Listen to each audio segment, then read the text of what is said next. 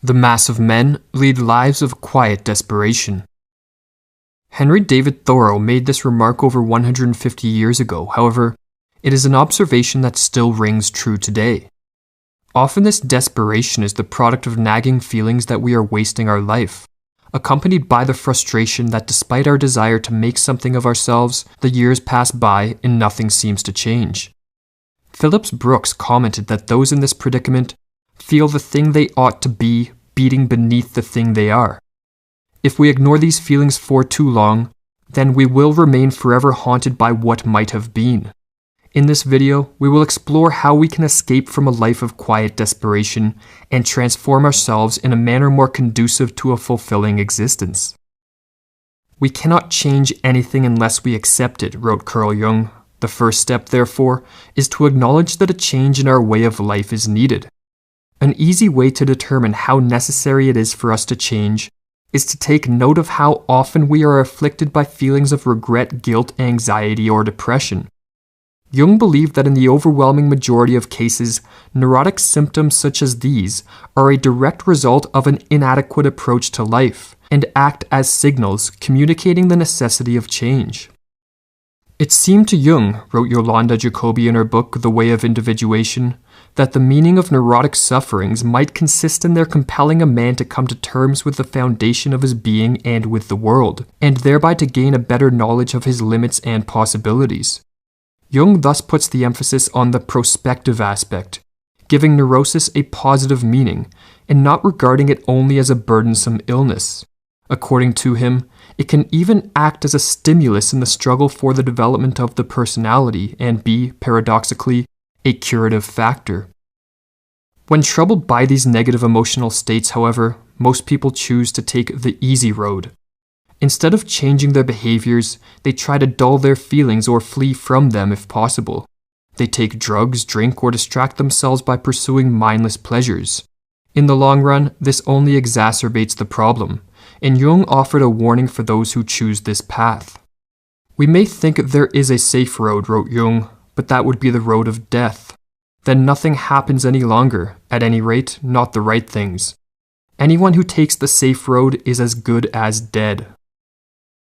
After accepting that change is needed, the question becomes, what type of change is most conducive to a fulfilling life? In the mid-20th century, the psychologist Abraham Maslow set out to answer this question. Unlike many of his colleagues who devoted most of their time to studying the mentally ill, Maslow decided to do the opposite.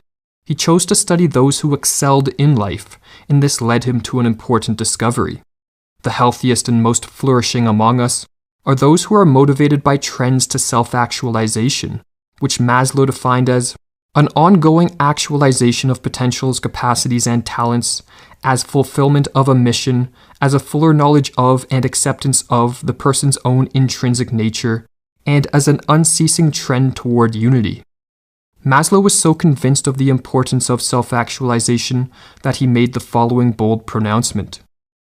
If you plan on being anything less than you are capable of being, you will probably be unhappy all the days of your life.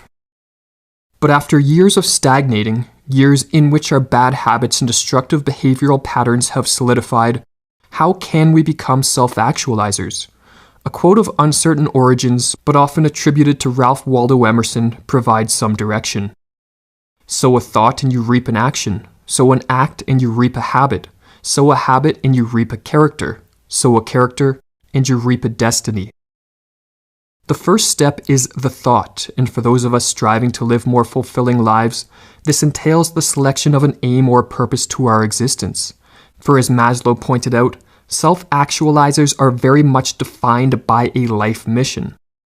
In making this selection, people sometimes get tripped up into believing that this requires the determination of their true passion. The problem with this approach is that it overlooks the fact that very often our passions follow the development of our skills. Therefore, if you are uncertain of where your passions lie, it is unlikely you will discover them through thought alone. Rather than delaying for too long, it is far better to pick something challenging which sparks your curiosity, and not worry about whether it is the perfect choice. With that said, the sowing of the thought or the selection of a goal will only be of positive consequence if we reap the actions and build the better habits which ultimately move us forward in the pursuit of our aims. Having something to aim at is important, not so much because of the external rewards achievement of the goal will bring, but rather because of the transformation it forces us to undergo. Pursuing a challenging goal requires us to leave our comfort zone as we develop new skills, cultivate self-discipline, and in the process, discover that we are not as helpless as we once thought. The problem for many of us, however, is that we struggle in moving from the sowing of the thought to the reaping of the actions. Often people blame their inability to take productive action on their anxiety, depression, fear, or a lack of confidence in their abilities. Before taking the actions necessary to pursue their aims, such people reason, perhaps they must first rid themselves of their negative emotions. This, however, is an approach often doomed to fail. These negative emotional states are by and large the result of faulty behavioral patterns and the avoidance of facing up to our fears and courageously taking on the challenges in our lives that would lead to personal growth. Meditation and introspection alone will never cure us of these feelings. Rather, we must learn that we can take purposeful action even when we are feeling anxious, depressed, or fearful. The importance of purposeful action as a cure for our troubled emotions is foundational to Morita therapy, a Japanese school of psychotherapeutic thought. As David Reynolds, a practitioner of this school, explains, realign your life toward getting done what reality sends that needs doing. In other words, we advise you to focus more on purposeful behavior. Let the feelings take care of themselves. What I think you will find is that when you get good at doing what needs doing in your life, the feelings stop giving you such trouble. And even if your feelings become troublesome, when you are involved in constructive activity, they remain in perspective. Feelings cease to be the whole show.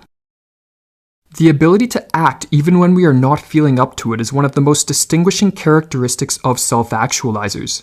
For as Thomas Huxley wrote, perhaps the most valuable result of all education is the ability to make yourself do the thing you have to do when it ought to be done, whether you like it or not. Furthermore, as Maslow wrote in Toward a Psychology of Being, self-actualizing does not mean a transcendence of all human problems. Conflict, anxiety, frustration, sadness, hurt, and guilt can all be found in healthy human beings. Therefore, it doesn't matter who you are or what stage of life you are at, negative emotions will always present themselves. The question is, do you have the courage to act in the face of these feelings or not? Those who find such courage will live far better lives than those who cower in the face of their fears. For as Emerson wrote, do the thing you fear, and the death of fear is certain. An effective way to gain the necessary courage to act in the face of your fears is to reflect on the imminence of death. The Stoic philosophers suggested that those who become more aware of just how brief life is will be far more likely to live in the most intense and courageous manner possible, striving to take advantage of each moment. Steve Jobs, who was clearly a man of action, recognized the power of this method. Remembering that I'll be dead soon, he stated, is the most important tool I've ever encountered to help me make the big choices in life. Because almost everything, all external expectations, all pride, all fear of embarrassment or failure, these things just fall away in the face of death, leaving only what is truly important. Remembering that you are going to die is the best way I know to avoid the trap of thinking you have something to lose. You are already naked. There is no reason not to follow your heart. But awareness of our approaching death is a double-edged sword. If we delay too long in instituting the changes required to live a more fulfilling life, and instead of striving to actualize our potential, we fritter away our time, then awareness of our mortality will give rise to nagging and increasingly intense feelings of guilt and regret.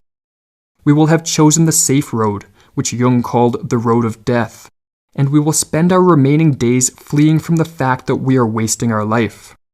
In her book, The Way of Individuation, Yolanda Jacoby provides a warning of what can be expected for those who choose this path. Any obstruction of the natural processes of development, or getting stuck on a level unsuited to one's age, takes its revenge, if not immediately, then later at the onset of the second half of life, in the form of serious crises, nervous breakdowns, and all manner of physical and psychic sufferings. Mostly they are accompanied by vague feelings of guilt, by tormenting pangs of conscience, often not understood, in face of which the individual is helpless. He knows he is not guilty of any bad deed, he has not given way to an illicit impulse, and yet he is plagued by uncertainty, discontent, despair, and above all, anxiety, a constant, indefinable anxiety. And in truth, he must usually be pronounced guilty. His guilt does not lie in the fact that he has a neurosis, but in the fact that, knowing he has one, he does nothing to set about curing it.